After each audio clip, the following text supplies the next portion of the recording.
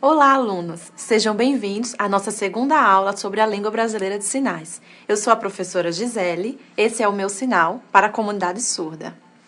Hoje daremos início aos estudos linguísticos sobre tipos de verbo e tipos de negação em Libras. Olá, alunos! Eu sou a professora Lara Liz e este é o meu sinal.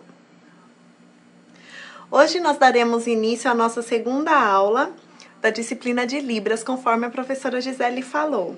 Teremos um total de 4 videoaulas. Hoje, a nossa aula será dividida em duas partes. Na primeira parte, eu vou fazer a abordagem dos assuntos e depois, na segunda parte, a professora Gisele irá retornar para retomar o tema. O primeiro tema de que nós trataremos será tipos de verbos na língua de sinais.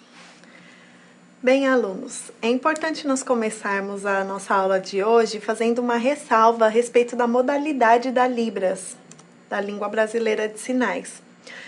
Visualmente, nós percebemos que há diferenças entre a Libras e a nossa língua majoritária aqui no Brasil, que é o português, não é? Isso porque elas são línguas que se diferenciam no âmbito da modalidade. A Libras se difere da língua portuguesa no âmbito da modalidade. Enquanto a modalidade da língua portuguesa é oral-auditiva, a da Libras é visoespacial. Ou seja, a nossa língua portuguesa é utilizada de que forma? Quando nós queremos emitir informações, nos comunicar, falando, nós usamos a nossa oralidade. Quando nós recebemos informações no momento da interação comunicacional, nós ouvimos a comunicação que a outra pessoa fez para a gente, né? Então, nós utilizamos o nosso sentido da audição. Daí, a língua portuguesa ser uma língua oral auditiva, né? E a Libras, por sua vez, tem uma modalidade diferente. Nós não utilizamos nem a oralidade nem a audição nessa língua. Nós utilizamos a visão e o espaço, tá? Agora, no início, quando a Libras começou a ser pesquisada, aliás, quando as línguas de sinais de um modo geral começaram a ser pesquisadas, elas eram chamadas de línguas gesto-visuais ou gestual-visuais. Por quê? Com o movimento das mãos, pensou-se que a melhor forma de se denominar essas línguas seria falando em gestos, gesto visual, por exemplo.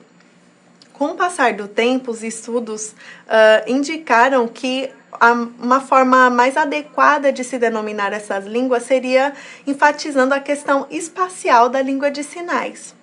Nosso próximo tópico diz por quê. Por ter uma natureza visoespacial, a gramática da Libras se constitui no espaço de sinalização. Na realidade, o inverso também é verdadeiro. Essa denominação espaço visual surgiu porque a gramática da Libras acontece no espaço onde a sinalização é feita, né? O sistema pronominal, a referenciação, a concordância verbal são exemplos de fatos gramaticais da Libras que se concretizam espacialmente.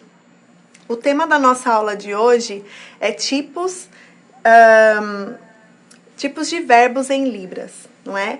Mas, para nós chegarmos nos tipos de verbos, é importante que nós passemos pelo sistema pronominal e pela referenciação, para que nós possamos falar de concordância, certo? Nós vamos apresentar um vídeo agora que mostra os pronomes pessoais da língua de sinais brasileira. Vamos assistir?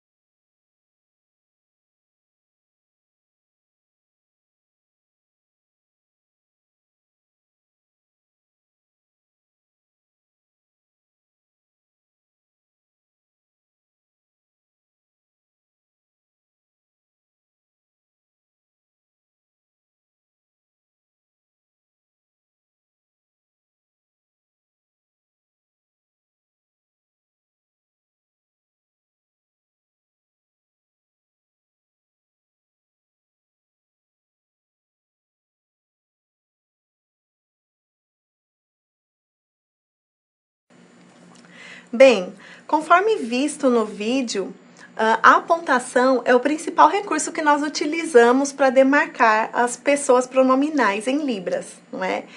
Só que o olhar também tem papel essencial no sistema pronominal da língua de sinais brasileira. Por exemplo, se eu quero dizer você,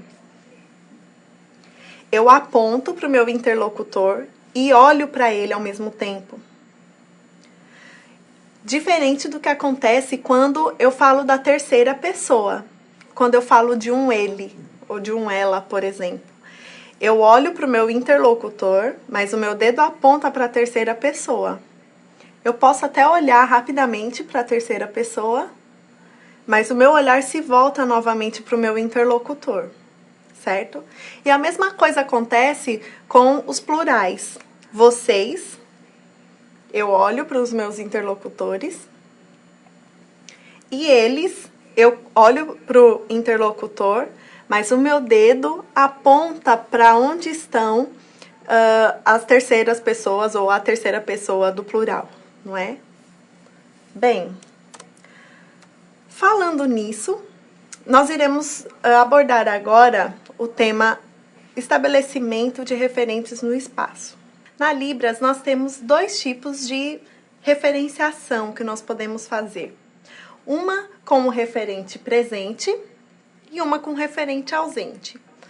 Do que nós estamos falando? Em termos reais, o uso desses referentes no espaço se dá em que contexto? Suponhamos que eu esteja conversando com a professora Gisele, que ela esteja de fato aqui do meu lado e nós estejamos conversando sobre um determinado assunto, determinado evento. Nós estamos dialogando entre nós e eu percebo que Maria chega, de fato. Ela vem andando. Eu olho para a professora Gisele e falo, olha, Gisele, Maria, o dedo apontando para Maria, Maria chegou. Em Libras isso seria, ela chegou, certo? Então, esse seria um tipo de referenciação em que o referente está presente. Eu aponto de fato para Maria, certo? Que é o meu referente. No outro tipo, que é o referente ausente, suponhamos novamente que eu esteja conversando com a professora Gisele aqui do meu lado. E eu quero falar para ela sobre algo que aconteceu ontem, num outro lugar, em que eu estava com Maria. Mas nesse momento agora que eu estou falando com Gisele, Maria não está mais presente. O que eu faço nessa situação? Eu fico dizendo a todo momento, Maria, Maria, Maria? Não. Eu estabeleço um ponto no espaço e sempre que eu apontar para ele ou olhar para ele, eu vou estar me referindo a Maria. E aí a professora Gisele já vai entender que quando eu não estiver olhando diretamente para ela, estiver olhando para aquele determinado ponto no espaço, é como se eu estivesse fingindo que Maria está ali. Como se eu e Maria estivéssemos conversando, sem a presença dela. Então, eu olho para a professora Gisele, de fato presente aqui. Então, Gisele, eu encontrei Maria. Eu avisei a ela que amanhã nós teremos prova.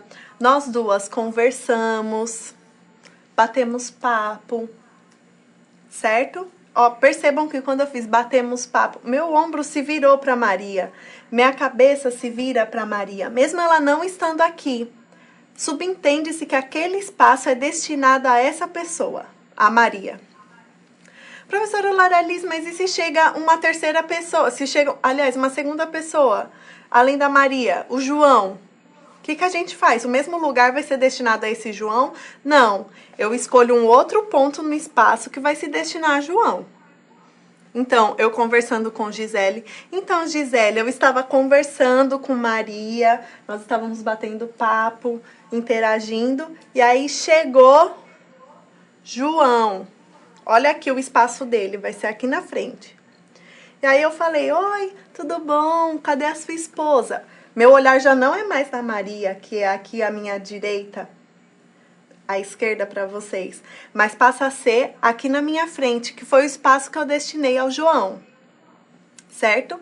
E assim sucessivamente, eu posso destinar alguns pontos no espaço para simular uma conversa que aconteceu há algum tempo atrás, mesmo não estando com os interlocutores presentes, certo? Agora, a gente tem que tomar cuidado para não acabar sobrepondo um referente ao outro. Por exemplo, eu estabeleci que aqui é Maria. Aí eu pego e começo a falar com o João aqui, coloco o João aqui em cima também. Oi, João, tudo bom? Isso vai confundir a professora Gisela. Ela vai falar, ué, mas essa daqui não era Maria? Certo? Então, há a possibilidade de estabelecermos mais de um referente no espaço, contanto que eles fiquem bem delimitados. Em geral, o que acontece é o estabelecimento de 4 referentes no espaço, mas você pode colocar até 5, 6, dependendo da situação que você quer narrar, ok? Então, apenas relembrando, referente presente, ele quando ele está no ambiente, não é? E você aponta diretamente para ele, que é o caso de Maria chegar de fato no espaço em que eu estava conversando com a professora Gisele. E no caso do referente ausente, é aquela pessoa com quem eu estava conversando ou a quem eu me refiro numa situação de conversa, mas que não está presente naquele momento, né? Então, estabelecem-se pontos no espaço de sinalização que, ao longo da interação verbal, corresponderão ao referente. Para retomá-lo, basta apontar para o espaço correspondente a ele. Apontou? E o olhar também é importante, conforme já dito quando nós mostramos os pronomes pessoais em Libras, certo? Para ficar mais claro esse assunto que nós estamos abordando, o estabelecimento de referentes no espaço, nós vamos assistir a um vídeo. Vamos assistir?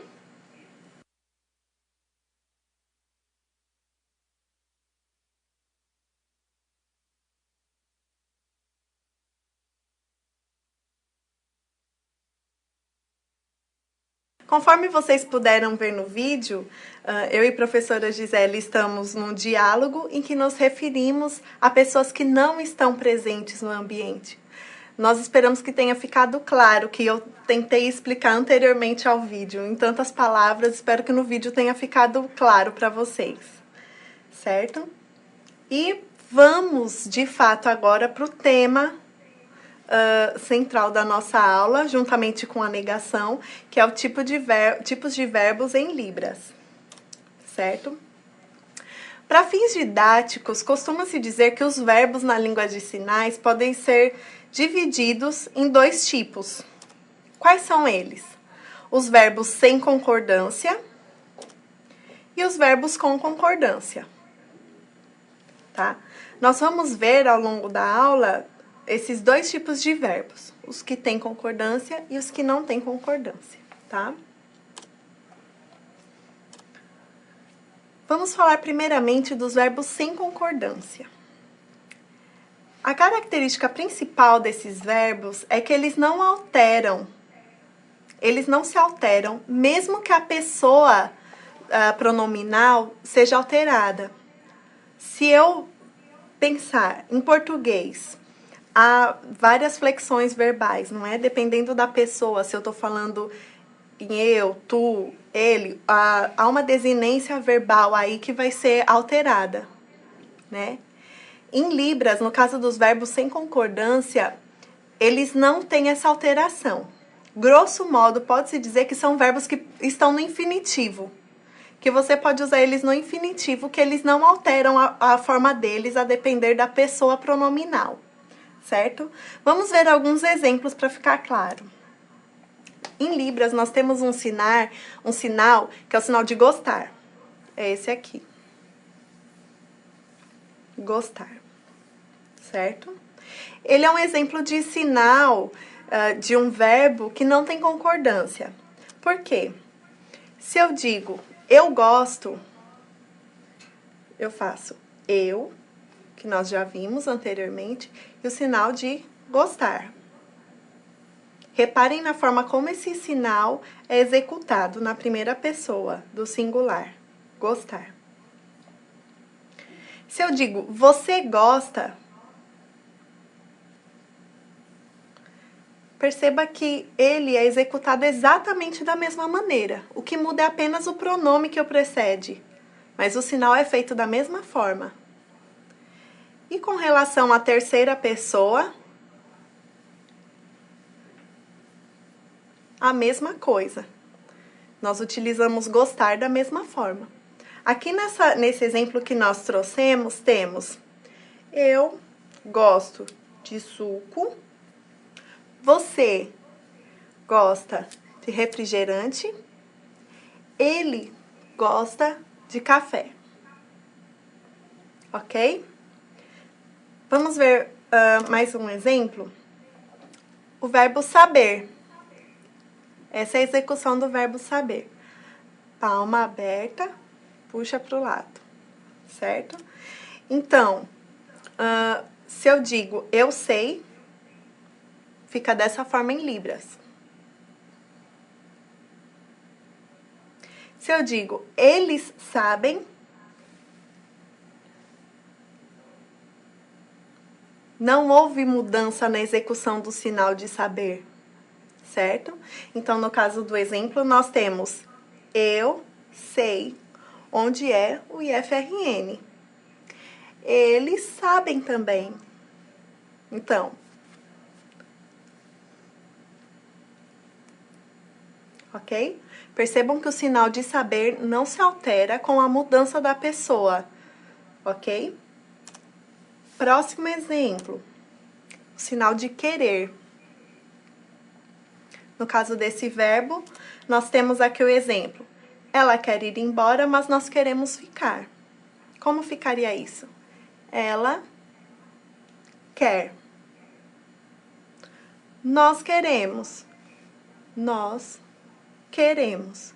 O sinal de querer não se altera. Tanto ela quer como nós queremos. No caso da sentença completa, ficaria: ela quer ir embora, mas nós queremos ficar. Certo?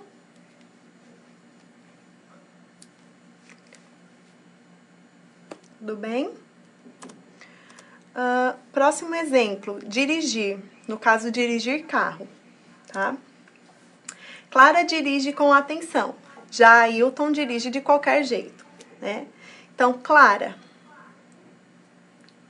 Clara é um suposto personagem, né? Que nós inventamos, então ela não tem um sinal. Então, dirigir, tá? Então, Clara, que corresponderia à terceira pessoa do singular, o verbo fica assim, dirigir. Ailton dirige. Eu dirijo. Você dirige. O sinal de dirigir não se altera, apenas o pronome ou a pessoa que o antecede, certo? Então, a sentença completa ficaria: Clara dirige bem. Ailton dirige de qualquer jeito, tá?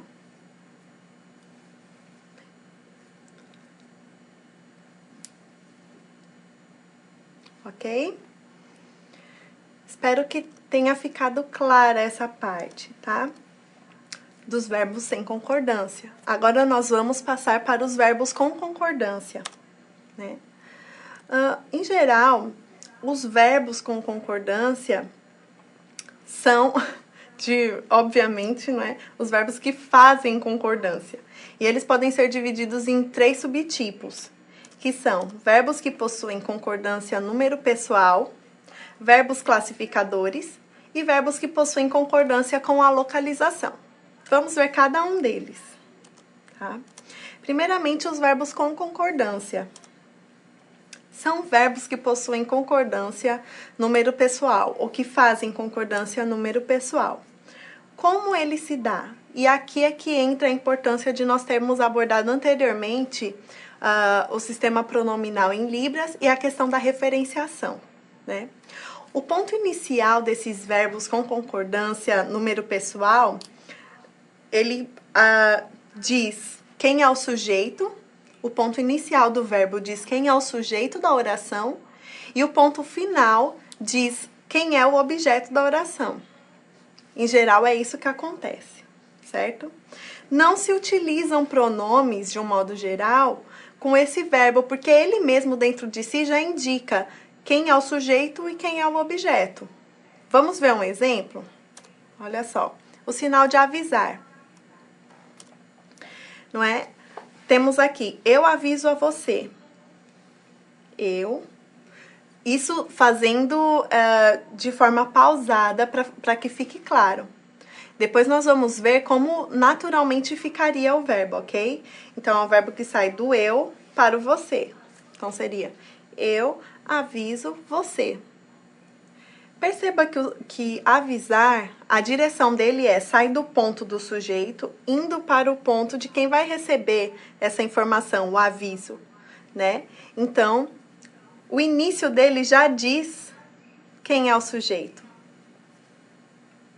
E o ponto a que ele chega diz quem é o destino da mensagem, do aviso, né? Então, em geral, você não precisa fazer a pontuação do eu e do você. Você faz simplesmente, certo? Você avisa a mim. É um verbo que sai de você para mim, tá? Eu aviso a ele.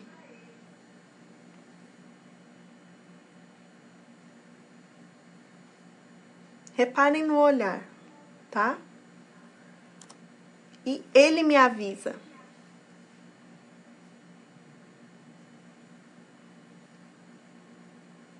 Certo? Um outro exemplo, o sinal de responder. Olha só, eu respondo a você.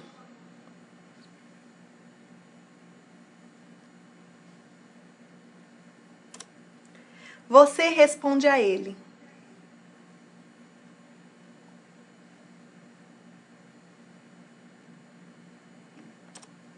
Ele responde a mim.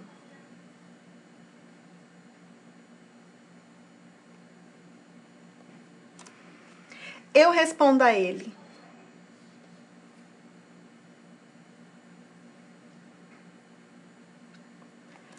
Ok? Esse foi o primeiro tipo de verbo com concordância, o verbo que faz concordância número pessoal. Vamos ver o segundo tipo de verbo com concordância agora, que são os verbos classificadores. A configuração de mão nos verbos classificadores marca a concordância, que pode acontecer com o sujeito ou com o objeto, tá? A forma da mão indica se trata de pessoa, animal, coisa ou veículo, por exemplo. Então, nesse tipo de verbo, a configuração de mão que vocês já viram de que se trata no caderno número 5, ela imita, entre aspas, o formato do sujeito ou do objeto. Vamos ver um exemplo? O sinal de cair, por exemplo. Em Libras, a depender de quem cai do sujeito, o verbo vai ser alterado, tá? Então, no caso de uma pessoa cair, é assim. Cair. E depende também, acaba dependendo também da forma como a pessoa cai. Se a pessoa cai com um escorregão, né? Ela escorrega e cai. Mas esse formato aqui de mão imita as pernas de uma pessoa, olha só, tá? Então, cair. Cair. Já quando nós pensamos no veículo cair, ou num veículo tombar, por exemplo, essa configuração de mão aqui é a mais indicada para o veículo. Então, imagine um veículo passando por cima de uma ponte, há um desequilíbrio e ele cai para fora da ponte, ó. Cair. Se eu fizer assim, falar, o carro caiu. Não faz muito sentido em Libras, certo? A configuração de mão indicada para veículos é essa daqui. É um classificador que nós chamamos em Libras. O formato da mão imita, entre aspas, o objeto que está sendo indicado na oração, certo? Então, o veículo caiu. Algo redondo, por exemplo, um copo. O copo caiu. o copo caiu, tá? Algo plano, por exemplo, um papel. Pensemos que o papel é leve também. Então, a folha de papel, ó, aqui em cima da mesa, o papel caiu. Tá? Papel caiu. Certo? E, por fim, uma coisa fina e longa. Imaginem, por exemplo, um lápis. O lápis estava na mesa e caiu. Ó, lápis. Caiu.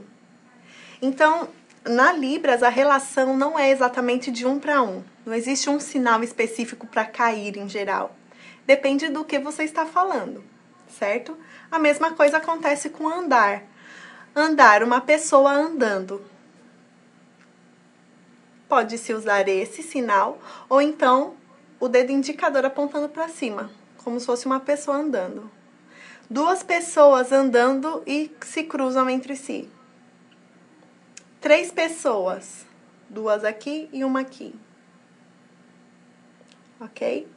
Veículo, veículo andando, carro andando. Uma estrada. Veículo subindo uma ladeira. Veículo descendo. Certo?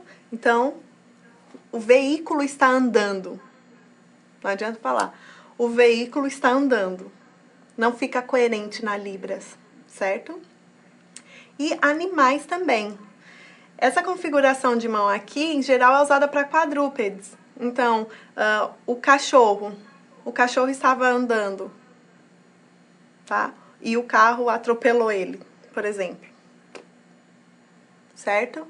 Ou o gato, ok? Então, essa configuração de mão aqui acaba sendo usada para indicar o animal andando. Certo? Por fim, o terceiro tipo de verbos com concordância, que são aqueles que fazem concordância com a localização. Isso não existe em língua portuguesa, né, assim, mas em Libras existe, assim, como algo sendo participante da gramática da língua de sinais, como sendo um tipo de concordância verbal, tá? Então, como se dá esse tipo de verbo? Começam e ou terminam em um determinado lugar que se refere ao lugar de uma pessoa, coisa, animal ou veículo. Vamos ver os exemplos que fica mais claro. O sinal de atirar, né? Se nós pensarmos em atirar em qualquer coisa, a mão em formato com a configuração de mão em L, então atirar em qualquer coisa. Se eu vou dizer atirar na minha cabeça, o sinal é feito apontando para a minha cabeça. Então, ele está concordando com o local em que o tiro vai ser dado. Então, atirar na minha cabeça. Atirar no meu pé. Eu aponto para o meu pé e simulo esse tiro que está sendo dado, certo? Cortar com a tesoura. Tesoura também, cortar também é um outro sinal semelhante a cair, que existe cortar com tesoura, cortar com faca, cortar com serrote, cortar com machado, diversas formas. Mas aqui nós estamos falando de cortar com tesoura, né? O local, cabelo, cortar o cabelo. Então fica, ó, próximo ao cabelo, é um sinal que é feito próximo ao local que vai ser cortado, tá? Cortar o cabelo. Cortar o tecido, ó. Imagine que aqui há um tecido, coloca-se a mão em cima e vai cortar o tecido, tá? Então, o sinal é realizado sobre o próprio objeto que está sendo cortado, com a tesoura, né? O sinal de operar, de cirurgia, relacionado à cirurgia, né? Operar, operar o olho. Operar o coração. Operar o estômago. Operar os rins. E assim por diante, tá? O sinal é feito onde a cirurgia vai ser realizada, tá? E o sinal de colocar também, que lembra um pouco o sinal os sinais dos verbos classificadores também. Colocar, às vezes, é interpretado como um verbo classificador. Se nós pensarmos em colocar o copo na mesa, vamos fazer a oração. Mesa, copo, colocar. Mesa, copo, colocar. Que é colocar o copo na mesa, tá? E livro na estante. Estante, livro, colocar, tá? Estante, livro, colocar, certo? Você está concordando com o local em que se pretende realizar a ação. No caso da estante, está sendo feito acima da cabeça, porque presume-se que a estante em geral é alta, né? Bem, esse foi o primeiro momento da nossa aula, tipos de verbos em Libras. Esperamos que tenha ficado claro o tema para vocês. Agora eu vou convidar a professora Gisele para dar continuidade à nossa aula, trabalhando com os tipos de negação em Libras. Até mais! Bem, alunos, hoje nós vamos dar continuidade basicamente, a nossa aula anterior. Vocês lembram que na aula anterior nós falamos sobre tipos de frases em Libras? Como as sentenças são construídas em Libras, nós falamos dos tipos de frase como afirmativa, negativa, interrogativa. E a importância das expressões faciais e corporais na construção dessas sentenças. Hoje, nós vamos falar especificamente dos tipos de negação em Libras. Vamos dar início à nossa aula? Os tipos de negação em Libras, elas se caracterizam de 3 formas. Mas por que a língua de sinais, especificamente a língua brasileira de sinais, apresenta essa característica, né? Para produzirmos uma sentença em Libras, é necessário estarmos atentos às expressões faciais, como nós vimos na aula anterior, como estudado anteriormente. Sinais que incorporam negação alteram o contexto afirmativo de um discurso e dão uma ideia mais precisa da interpretação, possibilitando ao locutor, em alguns casos, uma forma alternativa de concordar algo sem precisar utilizar o sinal não. A ideia que se tem é que para se negar em Libras, basta-se colocar o sinal de não. Mas não é bem assim. Nós vamos ver por que isso. As sentenças negativas, elas podem ser construídas das seguintes formas. A primeira seria a negação através da incorporação do item lexical não. Essa primeira referência que eu fiz, de fazer o sinal de não. Vamos ver um exemplo. Eu não trabalho. Como é que seria isso na língua brasileira de sinais, né? Eu não trabalho. Ou seja, vocês viram que a forma como é expressa a sentença na língua portuguesa não é a mesma expressa na língua brasileira de sinais. Quando nós utilizamos esse tipo de negação, nós acrescentamos o sinal de não no final da estrutura. Se você retirar o não desta frase, vai ficar uma sentença afirmativa. Então, para eu construir uma sentença e especificamente esse tipo de negação, nós pegamos a frase afirmativa e no final dela colocamos o não. Nós vamos ver um exemplo de diálogo onde nós observamos esse tipo de negação.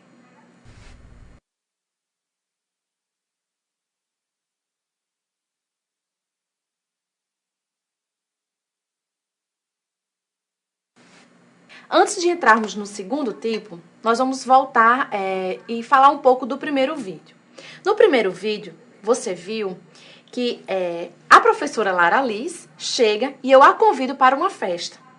Ela pergunta, festa? Eu não vou à festa. Então, ela coloca o sinal de não no final da sentença, marcando aí esse tipo de construção.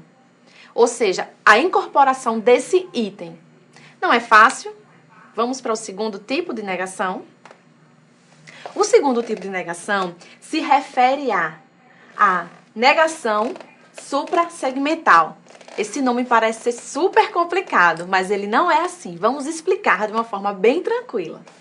Ele ocorre simultaneamente ao item negado, ou seja, é simplesmente o uso da cabeça. Normalmente, nas línguas orais, nós utilizamos isso também, esse componente gestual. Às vezes alguém diz, você liga pra mim, aí você faz... Não, né? A gente geralmente usa esse movimento com a cabeça. Então, esse componente, ele faz parte da língua brasileira de sinais e se caracteriza como um segundo tipo de negação. Vamos dar um exemplo. Eu pergunto, você já comeu? Aí você fala, comer? Não. Você pode utilizar a marcação na mão, mas também você só com o movimento da cabeça você faz. Não. Eu comer? Não. Não é interessante? Então, vamos retomar? O primeiro é o acréscimo do item lexical no final da construção afirmativa, que seria este movimento, não. Esse segundo tipo é quando ocorre simultaneamente ao item negado, ou seja, o movimento da cabeça. Certo? Vamos ver um vídeo?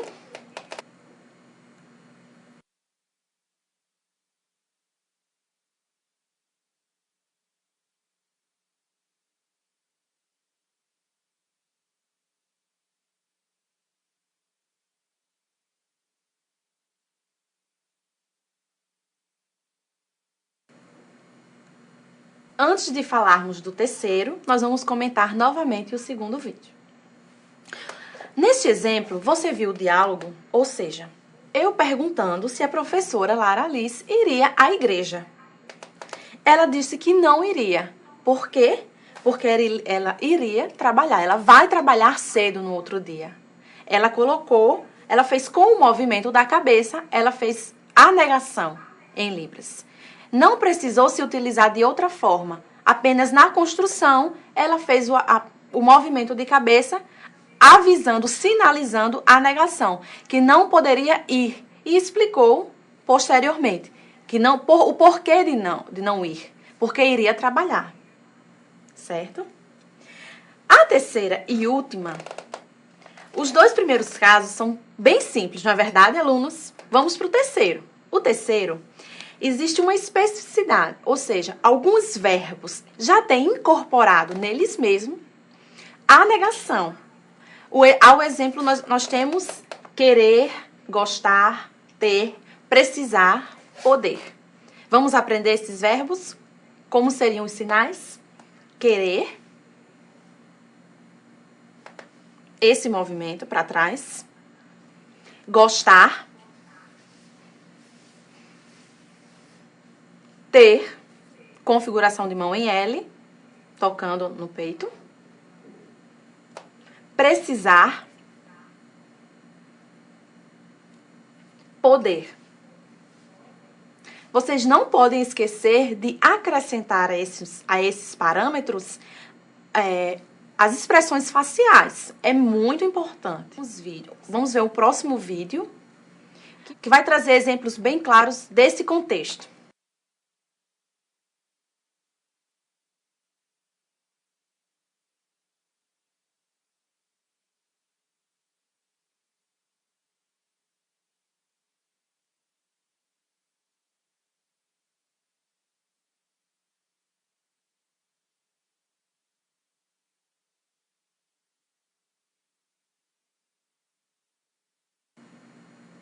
Nós vimos no vídeo anterior, nós trouxemos alguns exemplos desses verbos que já têm em si incorporados a negação.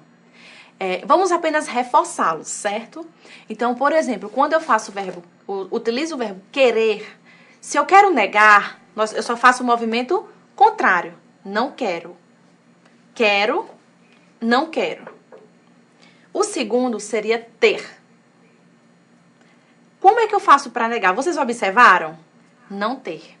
Esse movimento aqui em si, a mesma configuração, mas a alteração do movimento mostra que este verbo já tem incorporado nele a negação. O terceiro seria gostar.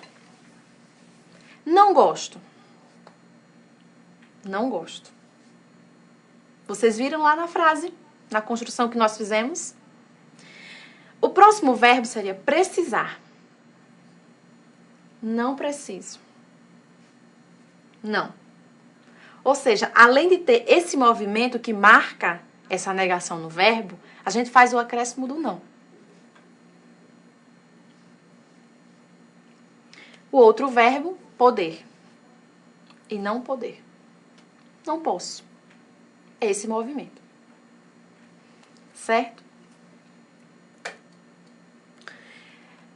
Essas são as referências que nós utilizamos. Vocês podem estar utilizando para pesquisar e aprofundar mais o conhecimento de vocês. São os nossos contatos, tanto o meu quanto da professora Lara Liz, laraliz.oliveira@ifrn.edu.br e gisele.oliveira@ifrn.edu.br. Bem, alunos, chegamos ao final da nossa aula. Esperamos nos encontrar na nossa terceira aula. Até mais!